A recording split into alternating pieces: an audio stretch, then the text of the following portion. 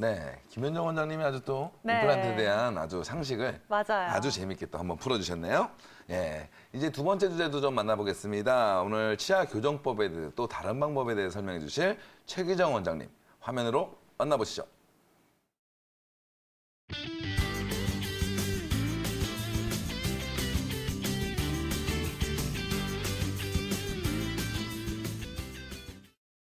자, 최기정 원장님 인사부터 나눠보겠습니다. 안녕하세요. 안녕하세요. 반갑습니다. 네, 우리 원장님과 함께 이제 또 다른 교정치료 이야기 해볼까 하는데요. 네. 자, 앞서서는 뭐 교정치료가 필요한 상황들, 효과들에 대해서 이야기를 나눠봤다면 네. 이번에는 좀 더 빠르고 간편하게 수술할 수 있는 교정치료 방법 살펴보려고 하는데 네. 자, 그렇다면 도대체 이 교정 장치가 어떤 원리에 의해서 치아를 움직이게 하는지 이 부분부터 알아봐야겠죠. 네. 자, 최 원장님께서 자세하게 설명해 주실까요? 네. 먼저 교정장치에 의한 치아 이동의 원리에 대한 설명을 들으시면 좀 더 쉽게 이해하실 수 있을 겁니다.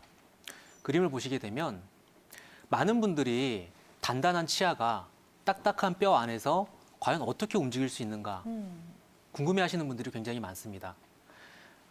치아를 특정 방향으로 움직이고자 힘을 주게 되면 치아 주변에 있는 뼈에서는 많은 변화가 일어나게 되는데요.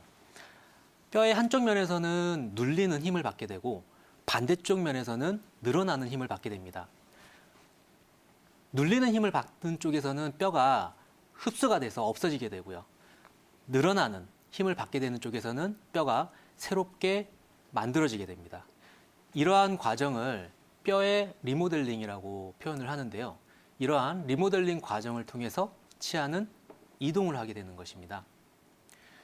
그렇기 때문에 기본적으로 뼈의 어떤 이러한 형태적인 변화가 필요하므로 보통 4주에 한 번 정도 병원에 내원을 하셔서 치료를 이제 받게 되시는 거고요.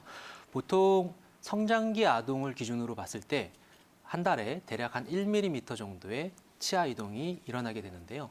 즉 이러한 치아 이동의 원리에 대해서 이해를 하시게 되면 교정 치료가 왜 필수적으로 시간이 필요한 과정인가를 보다 더 쉽게 이해하실 수 있을 겁니다. 네, 보통 네. 한 달에 1mm 아주 조금씩 움직이기 아우, 때문에 그러니까요. 교정 치료를 필요로 하는 시간도 상당히 소요된다라는 사실도 알게 됐는데요. 네. 그렇다면 최 원장님, 이러한 교정 치료 일반적인 뭐 철사 교정 장치부터 투명 교정까지 같은 원리에 의해서 교정이 시행이 되는 건가요? 네, 맞습니다. 기본적인 원리는 비슷합니다.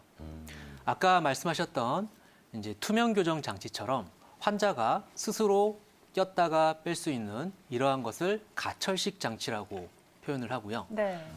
치아에 브라킷이라고 하는 장치를 부착을 해서 그 안에 철사를 넣어서 치아를 이동하는 과정을 이제 고정식 장치를 이용한 과정이라고 이해하시면 됩니다. 우리가 흔히 알고 있는 교정 치료라 함은 이러한 고정식 장치를 이용을 한 치료라고 이해하시면 되겠습니다.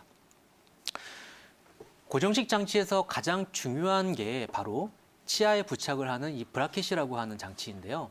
이것은 여러 가지 기준에 의해서 구분을 할 수가 있습니다. 첫 번째는 이제 재질에 따른 구분을 할 수가 있을 텐데요. 오랜 기간 동안에 교정 치료에 이용이 되어 왔던 이제 메탈 장치, 금속 장치. 이것은 오랜 기간 그 효과와 안정성이 충분히 입증이 되었습니다. 허나 금속 재질이 눈에 많이 보일 수 있다라는 그런 심미적인 제약이 있습니다. 그래서 이를 보완하기 위해서 만들어진 게 치아색과 유사한 세라믹으로 만든 세라믹 장치입니다. 현재 가장 보편적으로 많이 사용되고 있는 대표적인 장치라고 보실 수 있겠습니다. 그리고 장치를 치아의 어느 면에다가 부착을 하느냐에 따라서 바깥쪽 장치와 안쪽 장치, 즉 설측 장치로 구분을 할 수가 있습니다. 당연히 이제 바깥쪽 장치는 장치의 부착이 수월하고 또 치아를 미세하게 조절하기가 상대적으로 쉽습니다. 즉 교정 치료가 쉽다는 뜻이죠. 하지만 바깥쪽이기 때문에 장치가 보이기 때문에 이러한 경우에는 아까 말씀드린 세라믹 장치를 이용을 해서 심미적인 부분을 보완을 해서 치료를 하는 경우들이 많고요. 이 안쪽 설측 장치인 경우에는 바깥쪽에서 전혀 보이지 않기 때문에 가장 심미적인 장치라고 할 수 있겠습니다. 하지만 치료의 과정이 다른 바깥쪽 장치에 비해서는 조금 더 까다롭고 비용적인 부담이 좀 많이 있습니다. 네. 예전에는 이게 철사 교정하는 사람 보면은 다 이제 철사를 다 이렇게 맞아요. 묶었잖아요. 네. 근데 최근에는 이제 그 묶지 않고 하는 또 오. 좋은 방법이 나왔다고 하는데 네. 최기정 원장님 거기에 대해서도 한번 분류를 한번 해주시죠. 네, 이 부분에 대해서는 아직 잘 모르고 계시는 분들이 좀 많이 있을 것 같은데요.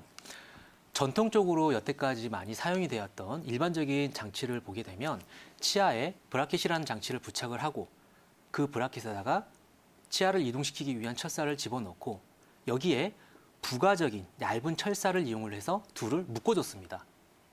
이게 일반적인 결찰의 방식이고요. 이제 지금 제가 말씀드리려고 하는 이 자가결찰 장치라고 하는 것은 추가적으로 철사를 묶어주기 위한 그런 과정이 없는 그런 장치라고 생각을 하시면 되겠습니다. 그림과 같이 이제 장치 안에 클립이라고 하는 일명 이제 똑딱이라고 표현을 하기도 하는데요. 클립을 열어서 철사를 집어넣고 클립을 다시 닫아주기만 하면 되는 그런 이제 간단한 방식으로 철사를 유지시켜 줄 수 있는 그러한 형태의 장치라고 보시면 되겠습니다. 그렇다면 이 자가결찰 교정 장치, 일반 장치와는 또 어떤 차이점이 있을지 궁금하거든요. 네. 이 부분에 대해서 설명해 주실까요? 네, 일반적인 장치는 브라켓에 철사를 넣어서 부가적인 철사를 이용해서 묶어준다고 표현을 했습니다. 그림을 보시다시피 그렇기 때문에 소요되는 시간이나 그 부가적인 철사 주변으로 음식물이나 치태 같은 것들이 보다 더 쉽게 끼일 수 있는 이제 그런 문제점들이 있는 반면 이 자가결찰 장치인 경우에는 비교적 이제 구강 위생 관리도 상대적으로 좀 더 쉽고 그리고 진료에 소요되는 시간 자체도 비교적 짧다고 할 수 있겠습니다. 그래서 이런 것들을 일명 이제 똑딱이 장치라고 표현을 하기도 하는데요. 여러 가지 일반 장치에 비해서 많은 장점과 특징을 가지고 있는 장치라고 보시면 되겠습니다. 네, 네. 똑딱이 장치 네. 열고 닫을 수 있다. 네. 아니 그렇다면 박사님 이게 네. 환자 스스로가 좀 열고 닫으면서 착용을 할 수 있는 건가요? 저도 그런 질문 많이 받는데 네. 절대 하지 말라고 하시죠. 안 되나요? 그 되게 교정장치는 정밀한 장치잖아요. 네. 환자분들 가끔씩 이렇게 뭐 안 돼 불편해서 이렇게 뭐라 그러죠? 편지 같은 거 자르고 그러신 분들인데 네. 교정은 치과 와서 꼭 케어를 받으시는 게 좋다는 거를 알고 계시면 좋겠습니다. 네, 환자 예. 본인 스스로 만져서는 안 된다라는 사실 기억하시면 좋을 것 같은데 네. 그렇다면 최기정 원장님 일반적인 뭐 교정 장치 치료랑 비교했었을 때 자가결찰 교정 치료 과정 어떻게 진행이 되는 건가요? 네, 자가결찰 장치를 이용을 하던 일반 장치를 이용을 하던 교정 치료에 대한 어떤 전반적인 과정은 다 유사합니다. 제일 먼저 병원에 내원을 하셔서 교정에 대한 상담을 받으시게 되겠죠. 그때는 이제 치과 의사와의 어떤 면담과 검진을 통해서 이 환자가 교정 치료가 실제로 필요한가를 평가를 하게 될 것이고요. 만약에 교정 치료가 필요하다라고 판단이 되었을 경우에는 환자분과 관련된 여러 가지 자료들, 예를 들어서 방사선 사진이라든가 본 뜨는 것, 구강 내 사진 등등을 체득을 하게 됩니다. 여기서 체득된 자료를 가지고서 지금 현재 환자분이 가지고 있는 문제점이 무엇인지 그리고 그 문제를 가장 효과적으로 해결할 수 있는 치료 방법이 무엇인지를 고민하고 그 계획을 수립하게 되는 게 바로 정밀 진단이라고 하는 과정입니다. 진단을 듣고 나서 치료에 대해서 환자분께서 동의를 하시게 된다면 그때부터는 본격적인 교정 치료가 시작이 되게 됩니다. 당연히 장치 부착부터 먼저 들어가게 될 것이고요. 처음 내원을 하셔서 장치 부착 때까지는 보통 2회에서 3회 정도 내원을 하시게 될 겁니다.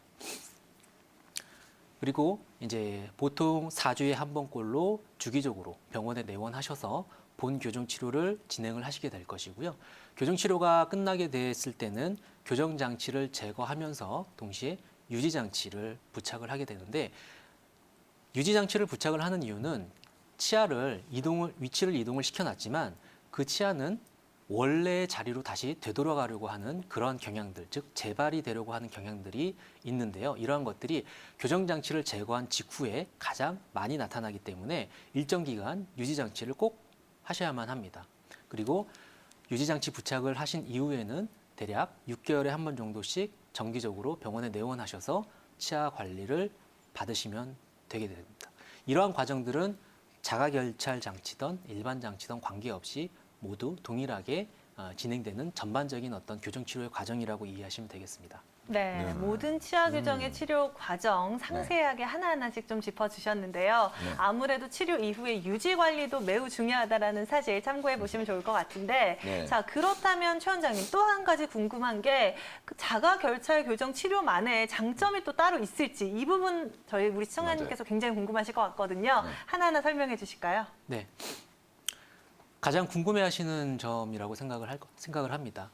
장점에 대한 말씀을 드리기 전에 이 자가결찰 장치가 가지는 가장 큰 특징에 대해서 먼저 잠깐 말씀을 드리겠습니다. 보통 치아에 브라켓이라고 하는 장치를 부착을 해서 철사를 넣고 그 치아에 힘을 주게 되면은 치아가 움직이는 과정 중에 마찰력이 발생이 됩니다. 이러한 마찰력이 크면 클수록 힘의 손실이 일어나게 되고 치아는 많이 불편해지게 됩니다. 그런데 이러한 자가결찰 장치는 이 둘 사이에서 일어나는 마찰력을 최소화해 줄 수 있는 그러한 장점이 있고요. 이러한 것들은 결국에는 치아에 무리가 가지 않는 수준에서 가장 약하면서 꾸준한 힘을 치아에 줄 수 있다라는 특징이 되는데, 이게 왜 중요하냐면은 사실 치아 이동에 있어서 가장 이상적인 교정력의 형태와 비슷한 그런 힘의 양상을 보여줄 수 있기 때문입니다. 치아에 힘을 세게 준다고 해서 치아 이동이 빨리 일어나는 건 아닙니다. 오히려 치아 이동에 가장 유리한 힘은 약하지만 꾸준한 지속적인 힘이거든요. 이러한 것들을 이제 가장 잘 발현할 수 있는 장치가 바로 자가결찰 장치라고 할 수 있겠습니다. 이러한 특징을 기반으로 해서 그렇다면 과연 다른 장치들과 비교를 했을 때 어떤 장점들이 있는가를 이제 간단하게 몇 가지 말씀을 드릴 건데요. 제일 첫 번째는 전체적인 치료 기간이 약간 단축이 됩니다. 아까 말씀드린 것처럼 치아 이동에 가장 유리한 약하면서 지속적인 힘을 발현할 수 있기 때문에 결국에는 치아 이동이 다른 장치들에 비해서는 조금 더 빠르게 일어난다고 볼 수 있고요. 보편적으로 3개월에서 6개월 정도 전체적인 치료 기간이 단축될 수 있다라고 알려져 있습니다. 그리고 두 번째는 초기에 치아 배열이 많이 불규칙한 이런 경우에 처음에 치아를 배열을 하다 보면 치아 자체에서 느껴지는 어떤 통증이나 불편감이 어느 정도 생기게 됩니다. 하지만 이 장치는 치아에 가하는 힘 자체가 약하기 때문에 당연히 발생되는 통증이나 불편감도 줄여줄 수가 있겠죠. 그리고 세 번째는 병원에 내원하셔야 되는 횟수를 줄일 수가 있습니다. 그리고 실질적으로 병원에 오셔서 진료 체어에서 치료받는 그 시간 자체도 줄일 수가 있습니다. 보통 일반적인 장치는 4주에 한 번 정도 병원에 내원을 하시게 되는데, 이러한 자가결찰 장치는 대략 한 6주에 한 번 정도 내원을 해서 치료를 받으셔도 괜찮습니다. 그리고 아까 말씀드린 것처럼 부가적인 철사를 이용을 해서 묶어주는 그런 과정들이 없기 때문에 진료 시간 자체도 상당히 절약을 할 수가 있죠. 이것은 전체적인 치료 기간이 약간 짧은 그 장점과 더불어서 바쁘게 살아가는 현대인들에게 시간을 절약할 수 있는 가장 큰 장점이 될 수 있겠습니다. 그리고 네 번째는 부가적인 장치의 사용이 상대적으로 적다 보니까 장치 주변으로 치태라든가 음식물 잔사들이 끼어 들어가는 그러한 빈도가 조금 적습니다. 물론 기본적으로 교정을 하시는 동안 위생관리 하시는 게 쉽지는 않습니다만 다른 장치들에 비해서는 조금 더 수월하다라고 볼 수 있겠고요. 마지막으로는 이제 치아색과 유사한 세라믹으로 제작이 되어 있어서 눈에 잘 띄지 않는다라는 심미적인 장점도 말씀드릴 수 있겠습니다. 네. 어쨌든 이 자가결찰 장점이 되게 많네요. 네, 되게 다섯 많아요. 가지로 다섯 가지로. 일목요연하게. 네. 예, 해드렸는데 어쨌든 저희가 이렇게 말로 하는 것보다는 네. 저희는 항상 저도 그림이나 맞아요. 사진을 보고 하는 걸 실제 좋죠. 환자분들. 그럼요. 그쵸? 예, 그런 거 사례를 보면 좀 더 시청자분들의 이해가 더 편할 것 같은데 최 기자님 준비돼 있죠? 네. 예. 네. 일단 사진을 보시게 되면 처음에 이제 치아 배열이 많이 이제 고르지 않은 이제 그런 상태를 보실 수가 있습니다. 부종교합이 심한 경우에는 이제 발치를 한 이후에 이제 교정 치료가 진행이 되고요. 만약 부종교합이 심하지 않은 경우에는 이제 이를 빼지 않고 교정 치료를 진행을 하게 되는데, 기본적으로 아까 말씀드렸던 이제 치아의 배열이라든가 진료 시간이라든가 이런 부분들에 있어서 실질적으로 환자분들이 느끼시는 어떤 그런 만족감이나 이런 부분들은 일반적인 장치와 비교를 했을 때 다소 차이가 좀 있습니다. 다음 사진을 이제 보시게 되면 오른쪽 위에 이제 덧니가 상당히 심하죠. 저런 이제 처음 상태를 이제 우측의 상태처럼 이제 자가결찰 장치를 이용을 해서 고르게 배열을 했고요. 아래 같은 경우에는 상당히 이제 깊게 물리고 또 앞니가 왼쪽 같은 경우는 거꾸로 물리고 있는 이제 그런 이제 초진 상태를 보여주고 있는데, 오른쪽처럼 적절한 치아의 배열과 앞니 간의 덮임을 보여지도록 잘 배열이 된 것을 볼 수 있습니다. 그리고 다음 사진에서는 앞니 쪽에서 상당히 치아의 배열이 삐뚤삐뚤한 것을 볼 수가 있는데요. 위에 있는 처음 상태가 아래처럼 이제 치아를 배열을 하는 이제 그런 과정 중에 제가 환자분들에게 실질적으로 어떤 불편감이 있으신지를 여쭤보면은 생각보다 불편한 증상이나 어떤 통증이나 이런 것들을 거의 못 느끼시는 경우들이 좀 많은 편이었습니다. 그리고 실제 교정의 어떤 기간을 놓고 봤을 때도 확실히 차이나게 좀 일찍 끝낼 수 있는 이제 그런 점들도 있었고요. 이렇게 사실 지금 교정 치료에 대해서 환자분들이 교정 치료 자체를 망설이는 여러 가지 이유들이 있는데, 그 중에 가장 대표적인 걸 보면은 치료가 오래 걸리고 아플 것 같고 불편할 것 같고 좀 비싼 것 같고 이제 이런 부분들을 이제 많이들 말씀을 하시는데, 이제 그러한 부분들 중에서 상당 부분을 그래도 어느 정도 해결을 해줄 수 있는 좋은 장점이 있는 장치라고 생각을 합니다. 네. 네. 와. 저분들이 저희 방송 스마일처럼 네. 환한 미소를 찾으셨을 거라 맞아요. 생각이 드네요. 사진을 보니까요. 네. 예. 오늘 어쨌든 자가결찰, 좀 말이 어렵네요. 어려워요. 자가결찰 교정에 대해서 알아봤는데요. 이 교정을 하고 있는 동안에 특히 하는 동안도 중요하고 끝나고 나서도 중요하겠지만 환자들이 네. 꼭 알았으면 좋겠는 그 주의사항에 대해서 한번 강조하실 게 있다면 어떤 것들이 있을까요? 네. 네. 교정 치료 중에 이제 칫솔질을 포함한 위생 관리는 환자 본인에게 주어진 가장 중요한 과제입니다. 열심히 잘 하셔야 되는 부분이고요. 이러한 칫솔질을 포함한 위생 관리가 제대로 되지 않을 경우에는 치아에 부식이 일어나게 됩니다. 이게 더 진행이 될 경우에는 충치나 잇몸병으로 발전이 되게 되는데요. 그렇기 때문에 교정 치료 중에는 하루에 3번 칫솔질을 하는 게 아니라 음식물을 섭취할 때마다 칫솔질을 반드시 해주시는 습관을 가지셔야 됩니다. 그래서 교정용 칫솔과 치간 칫솔, 그리고 치실, 그리고 구강 세정기 등을 적절히 잘 활용해서 깨끗한 구강 위생 상태를 유지하도록 노력하시는 게 사실 가장 중요한 포인트라고 말씀드릴 수 있겠습니다. 네. 자, 이런 것들을 이제 좋은 주의사항에 대해서 설명을 또 해주셨는데요.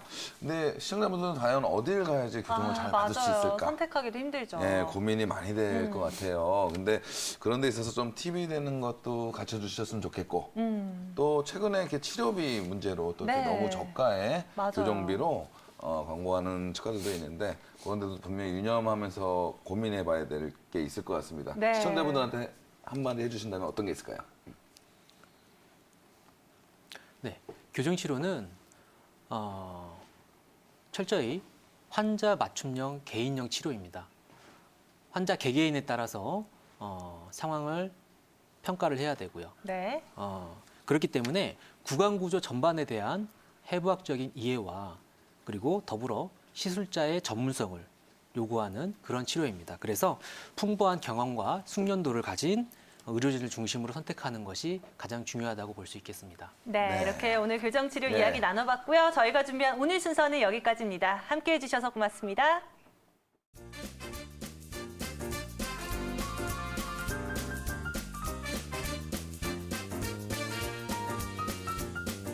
본 방송은 의료 정보에 대한 제공일 뿐 의료 정보에 대한 과시는 위험을 초래할 수 있고 모든 치료에는 부작용이 동반될 수 있습니다.